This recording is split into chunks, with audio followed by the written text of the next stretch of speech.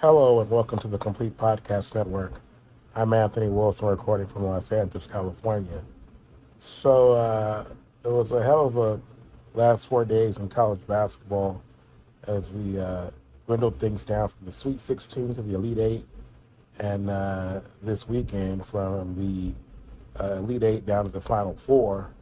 The capstone of the weekend was a instant classic between Duke and UConn.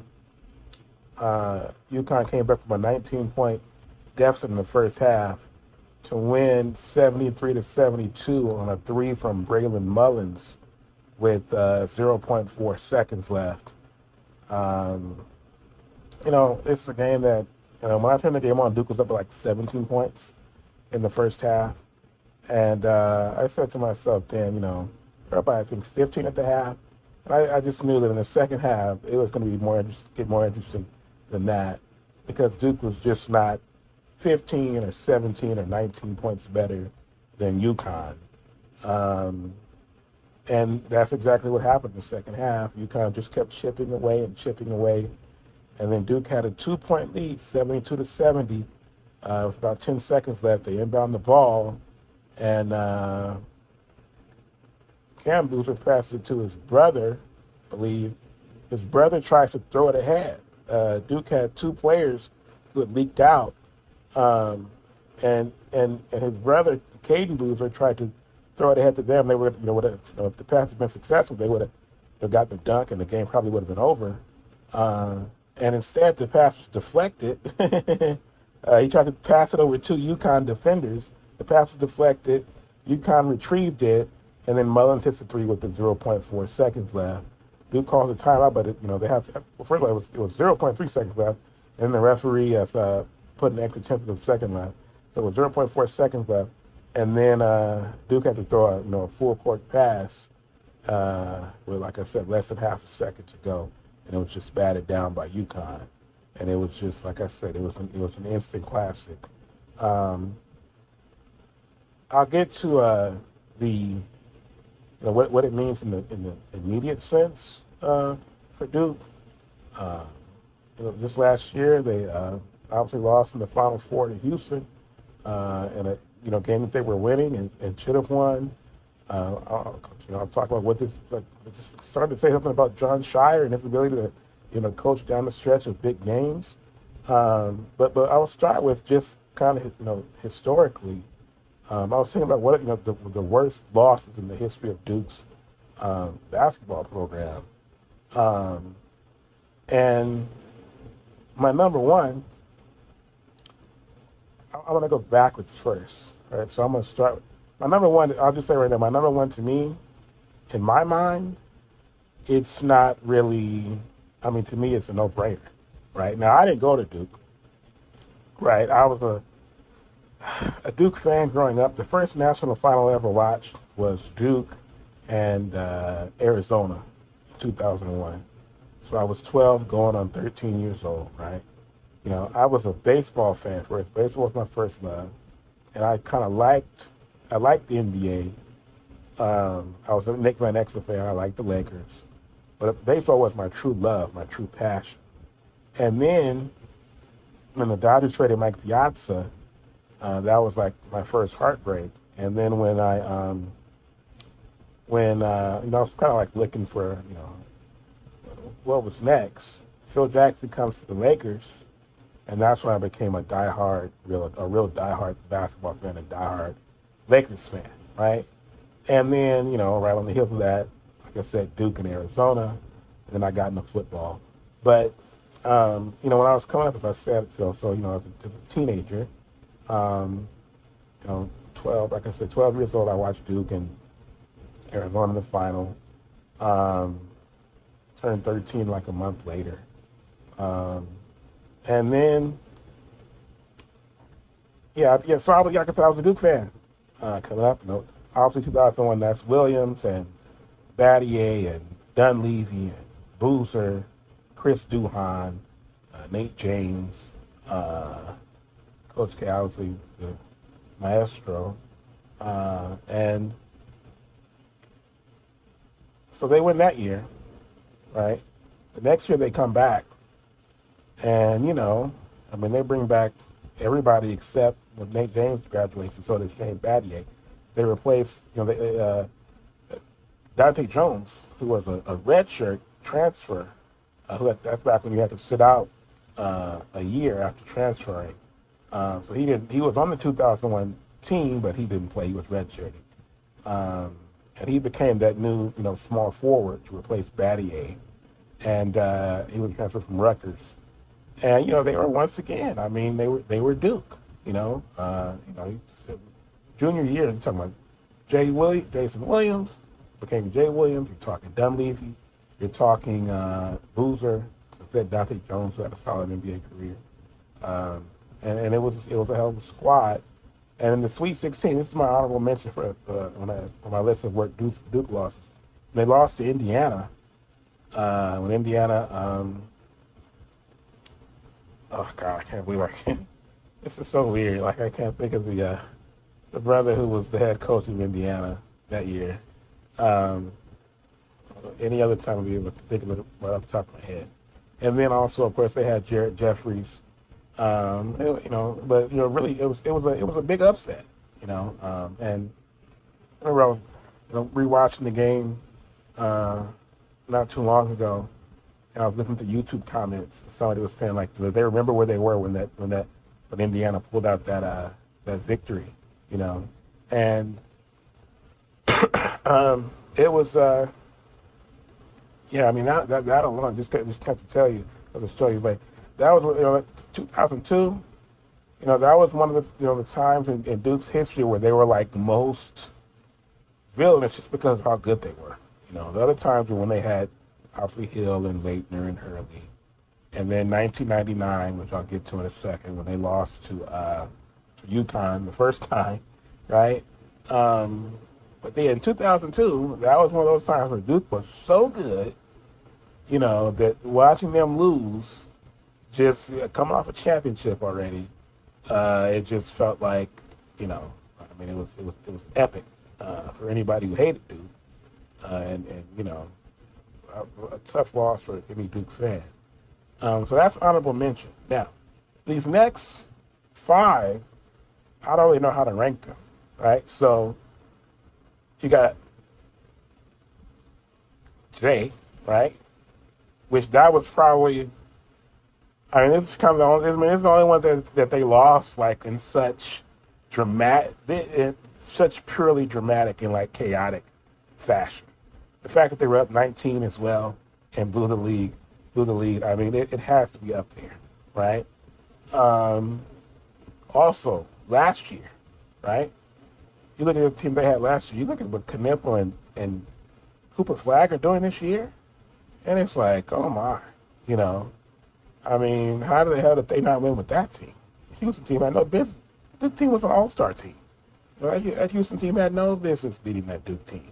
And Duke was winning for most of the game, So I feel like that was just because it's like that was their title to win and their title to lose, and they lost it, Then there's when, I'm going back chronologically, there was when UNC retired Coach K in 2022, which, on paper, I mean, it was an okay Duke team with, I think it was Bancaro.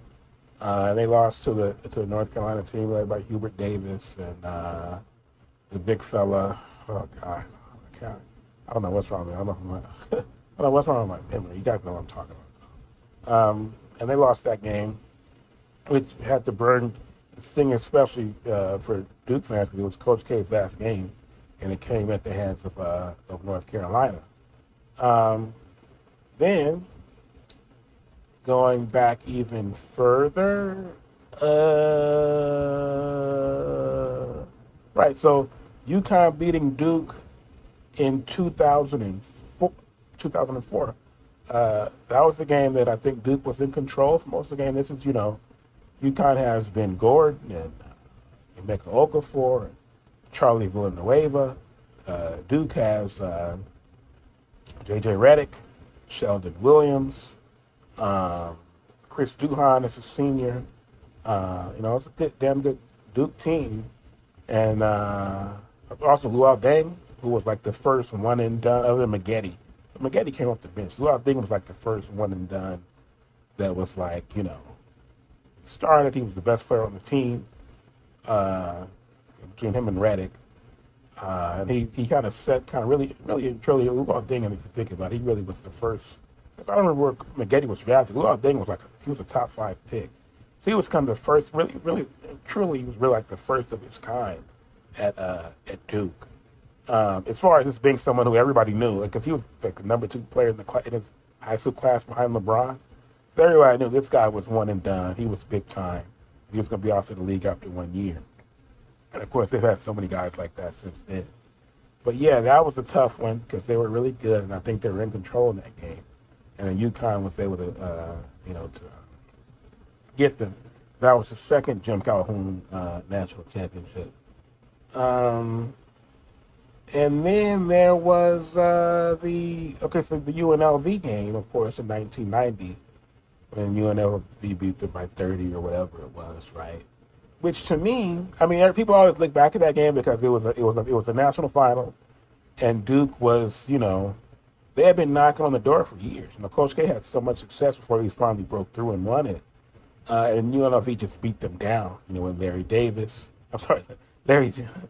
Johnson, Stacey Ockman, Greg Anthony, of course, but the great Jerry Tarkanian. That was just really like memorable, especially for it just will always ring out. It was a legendary game, even though it wasn't close. And then so those are the other ones this is my list, right? Like I said, I've been a Duke guy, but I didn't go to Duke, so it's not none of these losses are gonna sting me the same way that it would an actual Duke, a student or alumni or somebody who played there, right? But for me, number one has to be, I mentioned this already, was UConn in 1999. Famous, Jim Nantz saying, just when they say you can't, UConn, and UConn is the national champion, right?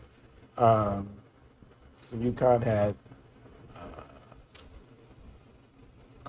Khalid El-Amin. Of course, there was Rip Hamilton, Jake Voskuhl, Ricky Moore, and Duke. This is one of those times, as I said, when Duke was just so high and mighty. They came to that game, I think were they 37-1 or 39-1, something like that. It was one of the greatest teams ever that did win the national championship. Up there with 2015 Kentucky, and I guess it would be 75 Indiana. Up there with them. They were so dominant that year with Elton Brand, William Avery, Trajan Langdon, Shane Battier, Corey Maggette. I mean, it was such a squad, and then for them to get to that final game, and they just weren't, I mean, and I was rewatching the game. I had so the other game was talking about the Indiana and Duke game of 2002. But I was rewatching. I watch a lot of old school basketball on YouTube. But also, I remember I was rewatching. I can't say rewatching because I wasn't watching it live. But when I was watching it, I've seen the game many times. But UConn and Duke '99. Before the game, they were talking to Calhoun, and they asked him like, "Well, what's up, man? What's the key? What's going on? How you doing?" He said, "Man, same thing as always, trying to figure out how to beat Duke." And Calhoun, before that team, he had Daniel Marshall, he had Ray Allen, Travis Knight, Kevin Ollie. They had a squad, and they weren't able to, to that point, they hadn't been able to go to the top. And then, '99, that starts the UConn dynasty, which I'll get back to that in a second. So yeah, man, one of these for sure. This is one of the top. Like I said, bro, I listed 7. for sure, it's one of the top six worst losses in the history of Duke's program, for sure. And you could go as high as number two. There might be some people who, I have, like I said, I have UConn, the loss of UConn in '99, number one. There might be some people that have they'll say the UNLV loss was the worst. But to me, because the game wasn't close, Duke was really never in the game, never had a chance. So to me, it was, and then plus it just set the stage for, you know, five championships then. So yeah, but that's my list. Like I said, I have a strong number one. The rest I didn't know how to put them in order, right? So, it's up for anybody to debate. Um, Now, I was going to say that also that, going back to, this year's team and what happened today, it's the second time, as I said, second year in a row where, that team last year had no business not winning the national championship, no business not beating that Houston team and finishing that game. And then today they're able to finish the game against UConn, and again that they were leading by 19. Now, this Duke team, right, wasn't as talented as last year's team or really any of the Duke teams that we can think of that maybe got this far and lost in like dramatic fashion or something like that. Well, really, anytime Duke loses in the tournament, it's dramatic. But today was like the most dramatic, right? Cam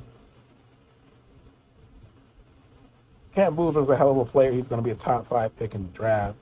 But you look at the rest of that team. This is, they usually have at least one other guy. You look at it and go, well, could that guy be really good in the league? I don't really see anybody else like that on this team. So, it's like I said, there was when I saw them have that lead in the first half, I knew, well, this game is not gonna keep up in the second half. UConn is gonna make a run because Duke is not 15, 17, 19 points better than UConn. But at the same time, it's like a 19-point lead blown is a 19-point lead blown, and this was going to sting for a long time. And they say once it's an accident, twice it's a trend, and 3 times it's evidence. So we have back-to-back years now where John Scheyer, like I said, he was not able to manage his team to a victory in a game that they had control of, in a huge game in the NCAA tournament. Which, it happens. Like I said, I think UConn, Duke was in control against UConn in 2004, wasn't able to hold on. So it happens. But, it would have been really good for Scheyer if he could have got this, back-to-back Final Fours.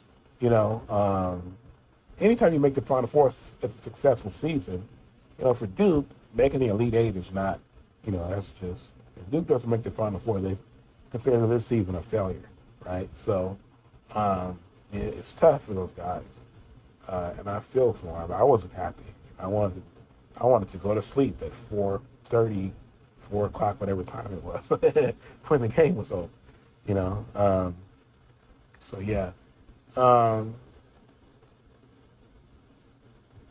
Let's see. Well, okay. So the Final Four is set now. It's going to be Illinois and UConn and Michigan, Arizona. So a completely kind of like starless Final Four, right? I don't know. There's no household names here. I know there's not really. Like this was one of the rare years, and last year with Flag, where you had household names still in college basketball. Where you have guys who people like, this guy could be a franchise player in the league. This year has 4, 5, 6 guys who fit in that category. But if you look at the Final Four, there's no marquee names between Illinois, UConn, Michigan, and Arizona. Who are the big names? Like I said last year, at least you have Flag in there, right? But yeah, some people, you can say this is a wide open Final Four. Most people will probably say that Michigan, Arizona is the real national championship game. And the winner of that game will win the national championship. Just how good they've looked all year, and how good they've looked in the tournament. Michigan probably would be the favorite right now after what they did to Tennessee today, just completely beat them down. So they'd probably be the favorite right now. The thing that stands out to me, like I said, is that none of these teams are as, think about the best vintage teams of these programs. I remember when I was younger, Illinois, when they had, they made the final in 2005 and lost to North Carolina. They had Darren Williams, Luther Head, D. Brown. The year before that, they had Brian Cook with them. UConn, obviously, I talked about all they're great teams. We're talking, obviously the most recent teams, they had Stephon Castle and Donovan Clingan, proven to be good NBA players. Who knows how good Castle could end up being? I mentioned, the teams they had in 2004 with Gordon and Okafor, the team in '99 with Rip Hamilton. Can't forget the Kemba Walker year in 2011, 2014, Shabazz Napier. So, this team, they don't have a single guy. Like, who's their, Alex Karaman, who's their main guy, right? You think of Michigan, obviously the Fab Five, one of the most iconic teams in history. Arizona in '97 with Mike Bibby, Miles Simon, Jason Terry. 2001 team that I talked about, they lost to Duke with Arenas, Jason Gardner, Michael Dickerson, Richard Jefferson, Lauren Woods, Luke Walton. Hell of a squad, right? Geez, it's just not like that. It's kind of like a bunch of miscellaneous players, man. That's college basketball these days, though. You can make the final, you can make the Final Four. You don't have a top 5 pick. You don't have a big time, marquee name on the roster. There's just so much talent, to go around. That's just how it is. I wanted to I've talked a lot about Duke, but UConn won the game. I want to say a little bit more about UConn because, UConn, the run that they have, before I get to that, I'm going to finish with UConn because you can give UConn there too. But I was thinking about Camp Boozer. I love the guy. He's a hell of a player. I saw him compared to Kevin Love and Al Horford on NBADraft.net. I like the Kevin Love comparison at first a lot. The Al Horford one I was a little bit more sketchy, but I'm starting to grow. That one's starting to grow on me a little bit. I also kind of like liking him like a Nick Vucevic, but the thing with him is that he has he saw today that he has point forward skills, and he'll bring the ball up. I don't know how much that can do in the league, but it is a skill set that he has that you don't associate with a Love or a Horford or necessarily a Vucevic. And also kind of like a smaller Tim Duncan, but Tim Duncan was a 6'11", this kid Booz was at 6'9". But yeah, it's like almost kind of it's very physical, I don't know. I would say probably maybe somebody like Kevin Love, more raw talent. I think he'll be better than Al Horford, but that Nick Vucevic one, keep that one in mind. Because I like Vucevic has a very good career out of USC. Got a very fine career. A little different, think about Boozer. He's a little choppy at times. I don't know if he's a big-time athlete. When I say choppy, I just mean in his movements. Where some people come say, I heard somebody, I think Tate Frazier was talking about it, or whoever it was, I think on Bill Simmons' podcast. And they were making comparisons between him and Taylor Hansborough, which is extreme. He's a more talented, smoother, more skillful than a Tyler Hansborough was, no question. That's something against Hansborough, who's a fantastic college player. But, Boozer is a much higher in talent than Tyler Hansborough was. So, but I think he'll be somewhere around, like in that Kevin Love, I don't know, that Kevin Love was his best years were kind of, like Big Mitch says, a looter and a riot. in Minnesota, putting up big numbers on bad teams. Uh, once he got to Cleveland, he was a good, solid 17 and 11 guy, which is fine, stretching the floor.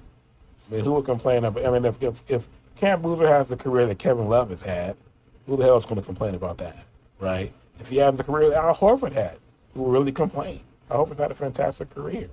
It wasn't as good as Kevin Love. Nick Vucevic had a fantastic career. But I mean, my hope is that I don't think he'll be as good as Kevin Love. Obviously, he's not going to be Tim Duncan. But, somewhere between Kevin Love and Horford and Vucevic, I mean, that's a fantastic career, a fantastic player. Now, back to UConn. So UConn, now they're back in the Final Four, right? Now, UConn has 6 national championships, and I feel like maybe Jim Calhoun doesn't get enough credit because he pretty much did the same thing to UConn that Coach K was to Duke, in the sense that he started them as a national, power. Now he won 3, and they've won 3 since then. Duke won all 5 of theirs with Coach K. But UConn actually has one more national championship than Duke does now, after winning, back-to-back in 23 and 24. So the teams with the most national titles in men's college basketball are UCLA. They have 11, 64, 65, 67 through 73, which was 7 in a row. 1975, the last Wooden title. So the first 10 were Wooden. And then 1995 with Jim Herrick. Kentucky has 8 in 1948, 1949, 1951, 1958, 1978, and then 1996 with Pitino, 1998 with Tubby Smith, in 2012 the Anthony Davis team coached by Don Calipari. UConn has 6. I talked about them already, 99, 04, 2011, 2014, and then 23 and 24. North Carolina has 6. The first one in 1957, 1982, Dean Smith's first, 1993 his second, and then the last 3 were the Roy Williams ones in 05, 09, and 17. Duke has 5, 91, 92, 01, 2010, and 2015, all under Coach K. Indiana has 5, 3 of them under Bobby Knight. Kansas has 4, and then Florida and Villanova have 3 each. So, I was just thinking, it's weird how UConn has had all this recent success, right? But it's impossible to think of you. And of course, part of the reason is that, their success really only goes back 27 years as compared to, even if you think about something like Duke, like I said, their success goes back the mid-'80s because, like I said, Coach K was knocking on the door for years before he finally got through. So you're talking about a 40-year run as, the premier program in college basketball, right? But they're not Kentucky and UCLA and Carolina, these historic, programs where success goes back, to the 1960s and earlier. But I think the main reason that we don't think of them the same way is because we look at and I've already mentioned pretty much all the great players that they've had.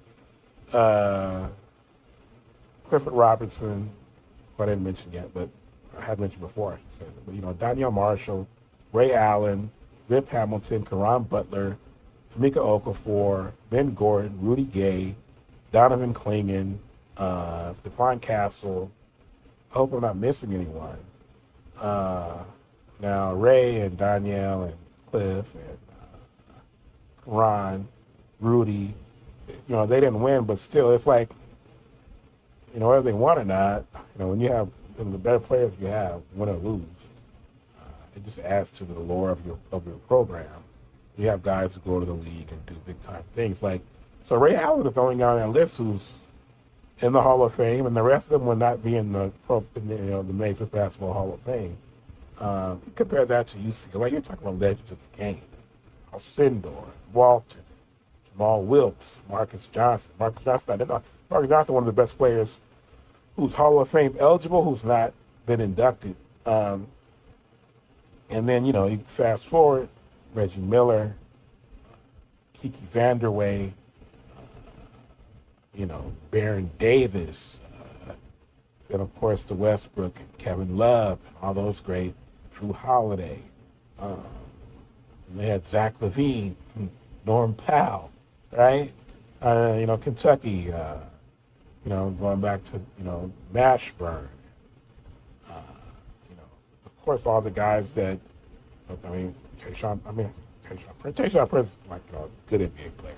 But, Mashburn, and, you fast forward to Calipari years, all the guys he put in, which is just like, I don't know if anybody ever did it like that.